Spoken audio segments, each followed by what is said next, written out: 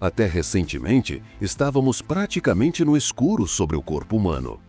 Mas então veio o raio-x com seu olho curioso, um instrumento maravilhoso que nos poupou de muita miséria humana.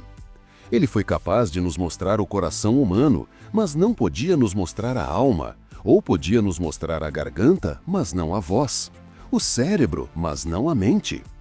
No entanto, a ciência médica fez muito para ajudar este homem exterior que perece. Se nossos olhos estão ficando turvos, podemos obter óculos. Se nossos rins ou coração falham, podemos fazer um transplante. Mas, até onde eu sei, há um membro do corpo que nunca foi transplantado. Se usássemos nossos braços e pernas tanto quanto usamos essa parte, ficaríamos incrivelmente rígidos e doloridos. Mas esse membro nunca se cansa e eu nunca vi um com uma tala nele. Conforme você envelhece, você pode usar dentaduras, mas você sempre terá a mesma língua com a qual nasceu. Existem articulações artificiais feitas hoje em dia, mas não línguas artificiais. Minha mãe era bem esperta quando se tratava de língua. Ela temperava suas conversas diárias com ditados sábios como mantenha a língua entre os dentes e pense 2 vezes antes de falar uma vez. Os escoceses também têm alguns provérbios. Mantenha sua língua prisioneira e seu corpo se libertará. E uma língua comprida encurta as amizades. Minha mãe também nos dizia, lembre-se, um dia você responderá a Deus por cada palavra que disser. Tiago também fala sobre a língua. Ele diz que é uma pequena parte do corpo e ainda assim se gaba de grandes coisas. Ele chama a língua de fogo, o próprio mundo da iniquidade. Tiago diz que é indomável, um mal incansável, cheio de veneno mortal, usado tanto para abençoar a Deus quanto para amaldiçoar os homens. Mas Tiago também nos disse que um homem que não tropeça no que diz é um homem perfeito. Tiago 3, 2-10. Imagino como Tiago ficaria surpreso hoje ao descobrir o quanto o homem conquistou. Colocamos homens em grandes e sofisticadas latas de metal e os lançamos ao espaço. Enviamos homens para submarinos sem subir à superfície por meses. O homem teve a lua sobre seus pés e também deixou suas pegadas no fundo do oceano. Também colocamos algumas latas fantásticas no céu, refletindo nossas vozes nesses satélites para países ao redor do mundo. Veja como aproveitamos o vento com moinhos gigantes e fizemos os rios e cachoeiras moverem nossas turbinas. Que poder incrível o homem tem sobre o seu mundo! E, no entanto, ele ainda não conquistou sua própria língua. No Salmo 64:3, a língua é chamada de espada. Essa espada certamente danificou, machucou, feriu e matou mais pessoas do que todas as espadas em todas as guerras desde o início da história. Você já viu isso muitas vezes. Aquele casal recém-casado, tão apaixonado por dias e dias a fio. Mas um dia o sujeito perdeu a paciência e cortou o coração e os afetos de sua esposa com uma raiva incontrolável e com palavras das quais ele poderia se arrepender para sempre. Mas foi dito. O dano estava feito. Quantas vezes precisamos nos lembrar daquele velho ditado? Não podemos chamar de volta a flecha que atiramos no ar, a água sob a ponte ou a palavra dita. Existe algo que poderia ser numerado maior do que a quantidade incompreensível de estrelas nos céus? E quanto às areias à beira-mar? Cada folha de grama? Ou poderíamos somar todas essas coisas? Ainda haveria algo que as excederia em número? São as coisas ditas por este pequeno monstro chamado língua. Este pequeno rebelde vermelho incontrolável que vive em uma caverna vermelha guardada por 2 fileiras de soldados brancos chamados dentes. Pense em quantas palavras estão sendo ditas hoje em dia em todos os telefones do mundo. E quanto a todas as palavras espalhadas pelo mundo por nossas TVs e rádios. A língua causou mais danos do que qualquer outro instrumento no corpo humano. Somos responsáveis pelas palavras que falamos? E eu vos digo que de toda palavra fútil que os homens disserem, dela darão conta no dia do juízo. Porque pelas tuas palavras serás justificado e pelas tuas palavras serás condenado. Mateus 12, 36 e 37. Nossas próprias palavras nos prendem. Provérbios 6:2. Somos enredados por votos e promessas feitas, mas não cumpridas, por críticas imprudentes e julgamentos precipitados. Como podeis vós, sendo maus, falar o que é bom? Pois a boca fala do que está cheio o coração. O homem bom, do seu bom tesouro, tira o bem, e o homem mau, do seu mau tesouro, tira o mal. Mateus 12, 34 e 35. O coração humano pode ser um covo de serpentes, um calabouço de diabrura, uma trincheira de imundície, um poço de perversidade. Na verdade, é o local de fabricação de toda a impureza e de todo o pecado. A vitrine do coração é a língua. Minhas palavras simples não podem exagerar a corrupção do coração. E a imundície que sai de um coração imundo vem pelos lábios.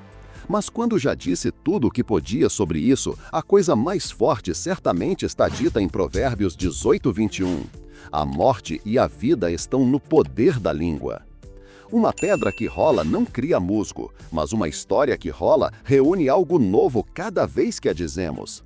Cada vez que a repetimos, algo é acrescentado e algo é retirado, até que não se pareça em nada com a verdade. Uma pequena fofoca começa com um sussurro, depois cresce e se torna um tumulto, e alguém fica com o coração partido.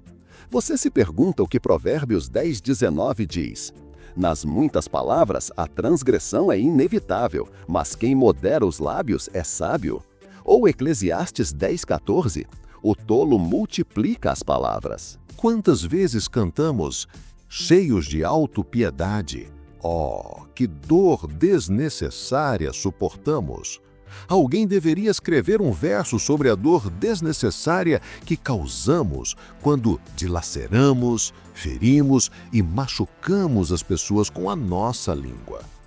Quero fazer um alerta sobre a liviandade da nossa linguagem e o descuido e o exagero na linguagem usada pelos pregadores.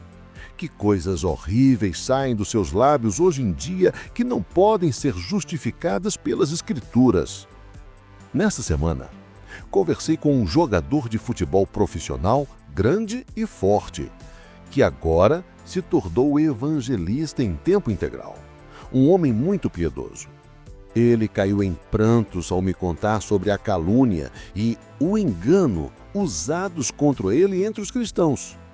Ele disse em meio às lágrimas: "Senhor Haverhill, sofri um assassinato de caráter." Eu disse: "Amigo, você está sobre uma ilusão que a maioria dos cristãos sofre. Não há ninguém que possa assassinar seu caráter. Caráter é o que Deus sabe que você é. Reputação é o que os homens pensam que você é. Eles podem ter mentido, destruído sua reputação e tornado quase impossível para você subir em outros púlpitos. Mas lembre-se disto: o único que pode destruir seu caráter é você. Deus não ouve fofocas, exceto para julgá-las. O único que pode rebaixá-lo ou elevá-lo na estima de Deus é você, por sua obediência ou desobediência. Os cristãos de hoje são melhores do que os cristãos de Corinto? Eles não tinham uma Bíblia para ler, mas Paulo escrevera-lhes ousadamente: "Pois receio que, quando eu for, não encontre vocês como eu quero, e que vocês não sejam o que vocês querem, que talvez haja brigas, invejas, iras, discussões, calúnias, fofocas, arrogâncias, perturbações." Tudo isso é produto da língua. Antes de prosseguirmos, faça sua lista de verificação. Você já se envolveu em debates inúteis e ridículos, discutindo apenas para conquistar alguém? Muitas vezes ganhamos o debate e perdemos o amigo. Paulo disse que entre esses cristãos professos havia brigas, invejas, iras, discussões, calúnias, fofocas, arrogâncias e perturbações. Depois do próprio Jesus, creio que Paulo foi o maior pregador que já viveu. Mas ao escrever aos Coríntios ele disse: E eu, irmãos, quando fui ter convosco, anunciando-vos o testemunho de Deus, não o fui com ostentação de palavras ou de sabedoria, porque nada me propus saber entre vós, senão a Jesus Cristo e este crucificado. E estive convosco em fraqueza, em temor e em grande tremor. 1 Coríntios 2, 1-3. Isso não se parece com o apóstolo que imaginamos, vestido com toda a armadura de Deus, destruindo fortalezas e pondo o diabo em fuga. Mas então ele prossegue no versículo 4. A minha mensagem e a minha pregação não consistiram em palavras persuasivas de sabedoria. Duvido que ele fosse um pregador fascinante, fazendo malabarismos com palavras brilhantes. Sua função era glorificar Jesus. Se pregamos e as pessoas se lembram de nós, perdemos isso. Ele diz que sua pregação não consistia em palavras persuasivas de sabedoria, mas em demonstração do Espírito e de poder. Ele não passava horas, como alguns pregadores, selecionando as palavras mais fascinantes e chamativas. Talvez pudéssemos dizer palavras carnais. Sua preocupação era projetar apenas Jesus Cristo e Ele crucificado. Não havia nada de leviano ou carnal no que ele dizia, e certamente nada de tolo. Paulo nos adverte: quanto ao antigo procedimento, despojai-vos do velho homem, renovai-vos no espírito da vossa mente, e revesti-vos do novo homem, criado em justiça e santidade, segundo a semelhança de Deus. Não saia da vossa boca nenhuma palavra torpe, mas apenas a que for boa para a edificação, conforme a necessidade, para que dê graça aos que a ouvem. Toda amargura e cólera e ira e gritaria e blasfêmia, e bem assim toda malícia sejam tiradas dentre vós. Efésios 4, 22-31. Paulo também nos exorta: não haja obscenidades, nem conversas tolas, nem gracejos indecentes que não convêm. Efésios 5:4. Já ouvi pregadores jantando juntos fazendo piadas que beiravam o ridículo, e então alguém as leva ainda mais longe, até que se tornem totalmente repugnantes. Gosto de humor, mas não gosto de estupidez, obscenidade ou gracejos indecentes. Quantas coisas tolas e estúpidas são ditas. O Dr. Tozer costumava me dizer: Len, tenha cuidado. Lembre-se, nunca, nunca fale levianamente do diabo. Não conte piadas sobre o inferno. O diabo não é todo-poderoso, mas não devemos esquecer que ele é poderoso. Com muita frequência, os cristãos falam levianamente do reino das trevas como se tratassem tudo como algo sem importância. Judas 9. Davi diz: guardarei os meus caminhos para não pecar com a minha língua, guardarei a minha boca como se fosse uma mordaça. Salmo 39, 1. Geralmente pensamos em outras partes do nosso corpo como agentes do pecado, mas não na nossa língua. Davi diz: guardarei a minha boca. Colossenses 4:6 diz: a vossa palavra seja sempre agradável, temperada com sal, não com pimenta. Às vezes a raiva entra na nossa fala e estraga tudo o que dissemos. O Salmo 12:3 diz: que o Senhor corte todos os lábios bajuladores e a língua que fala coisas arrogantes. Essas certamente são advertências severas aos crentes.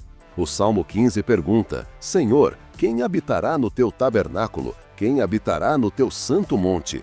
Aquele que anda com integridade, pratica a justiça e fala a verdade no seu coração. Então aí está, andar e falar. Andar em retidão, falar a verdade no seu coração. E no versículo 3, não difama com a sua língua, nem faz mal ao seu próximo, nem lança injúria contra o seu amigo. Acredito que sabotamos muitas das nossas orações porque estamos fazendo o que Tiago diz. Num minuto estamos bendizendo a Deus e em seguida amaldiçoando os homens. Não blasfemando ou usando linguagem vil, mas criticando-os. Num minuto nossas línguas estão falando de coisas santas e no minuto seguinte de coisas profanas. Veja, a língua é um indicador do coração. Você se admira que eu estremeça quando olho para uma grande congregação cantando "Oh, se 1000 línguas cantassem o louvor do meu grande Redentor"? Meu Deus, se tivessem 1000 línguas, haveria 999 vezes mais fofocas, críticas e calúnias do que agora. A terra seria um inferno e a igreja seria tão ruim quanto. Oh não, se não podemos controlar a que temos, como poderíamos controlar mais 999? Com que frequência cantamos louvores ao nosso grande Redentor? Por 5 minutos em 2 hinos de domingo de manhã? E o resto da semana é conversa descuidada e tola. Falamos de qualquer coisa, menos das coisas profundas de Deus. Nossas palavras refletem o que está em nossos corações. Se um homem ama esportes, ele fala de esportes. Se ele ama dinheiro, ele fala de dinheiro. Se ele ama arte, ele fala de arte. Eu me maravilho com a frouxidão da fala entre os cristãos e com a frequência com que os pregadores são culpados de exageros grosseiros em seus relatórios sobre suas reuniões e com a descuidada calúnia dos outros. Eu estava em uma conferência de ministros há alguns anos e viajamos de um lado para o outro em ônibus lotados a semana toda entre o hotel e o centro de conferências. Mas em nenhum momento, entre todos aqueles ministros, houve conversa sobre Deus, santidade ou a vinda de Jesus. Eram esportes, ou handicaps de golfe, ou o quão grande era a escola dominical deles. Era só conversa fiada, mesmo entre pregadores. Mas os pregadores não são os únicos culpados de conversas inúteis e pouco edificantes. Você se pergunta por que o salmista no Salmo 51 clama: "Cria em mim um coração puro"? Já consideramos a impureza do coração humano, mas Deus pode tomar esse coração e torná-lo puro, belo e eloquente para si mesmo. Não há nada que nos denuncie tanto quanto a nossa fala. Nossa fala mostra onde está o nosso coração. Você não pode encobrir o seu coração. Se houver amargura em nossos corações, ela se manifestará através do que dizemos e da maneira como dizemos. Se houver ódio, o ódio virá. Se houver raiva, a raiva virá. Não é de admirar que Tiago diga que a língua não pode ser controlada. O coração está arquitetando tudo o que a língua vai dizer. O coração é a fábrica que produz todas essas coisas vis, e a língua é a vitrine do coração. Certamente, uma das coisas mais incríveis sobre a graça transformadora de Deus é que o homem perde sua linguagem suja, sua língua mentirosa e sua ira profana quando é salvo. De pouco adianta carregar uma Bíblia grande e usar um broche na lapela dizendo quão espirituais somos se explodimos no escritório, falamos mal dos nossos filhos ou se somos críticos e amargos e ficamos conhecidos como alguém que se comporta mal. Na primavera, minha mãe costumava dizer: "Mova a língua para fora e deixe-me ver como é." Ela dizia: "Oh não, você não está em boas condições", e então ela tinha uma mistura horrível que tínhamos que tomar. Eu me pergunto, se tivéssemos que mostrar a língua no final de cada dia, ela ficaria impura com fofocas, calúnias, críticas ou amargura? Ou as temos sob controle, como diz Paulo, palavras sãs e irrepreensíveis, Tito 2:8? Nossa fala é sempre com graça temperada com sal? Certa vez ajudei em um funeral onde havia vários adolescentes. Eles soluçavam, gemiam e se comportavam como eu nunca tinha visto ninguém fazer em um funeral. Eu disse ao meu pastor sênior: "Oh, como eles amavam a mãe." Ele respondeu: "Não, eles estão apenas chorando de remorso. Eles eram as crianças mais desobedientes, caluniadoras e sarcásticas de todos os tempos. Eles sempre abusavam da mãe com suas palavras, eles a faziam passar por momentos terríveis. Eles simplesmente a destroçavam com suas línguas." Muitos de nós, de repente, sentimos essa mesma culpa insuportável quando alguém morre e não podemos retirar as palavras que dissemos ou curar as feridas que causamos. Este é um dia em que as pessoas estão gritando sobre ecologia, queremos rios e ar puros, e os corações puros. É uma pena que não levantemos a voz na igreja e convoquemos todos a recitar o Salmo 51 e clamar com Davi: "Cria em mim um coração puro." Se Cristo estivesse falando internamente o tempo todo, não sairíamos com o lixo que proferimos tanto. Quando você chega à minha idade, olha para trás e é uma coisa incrível. Penso nos milhões de palavras que devo ter dito em 60 anos de pregação. Falando pelo menos 120 palavras por minuto, posso falar 1.200 palavras em 10 minutos. Em 60 minutos, falei 7.200 palavras. E fiz isso 2 vezes por dia às vezes, e fiz isso por anos. Depois, há todas as palavras que escrevi. Que dia em que todos os grandes oradores se apresentarão diante do Senhor. Oh, que possamos encontrar homens hoje cujos corações ardam de amor e devoção. E porque seus corações ardem, suas palavras arderão. de amor, de adoração e de ódio ao pecado. Minha oração é: Senhor, ensina-me a controlar a minha língua. Ensina-me a fazer como diz o salmista, a pôr uma guarda à porta dos meus lábios, para que a minha palavra seja sempre temperada com graça. A minha língua nunca será uma espada. A minha palavra será sempre edificante, inspiradora e glorificará a Deus. Amém.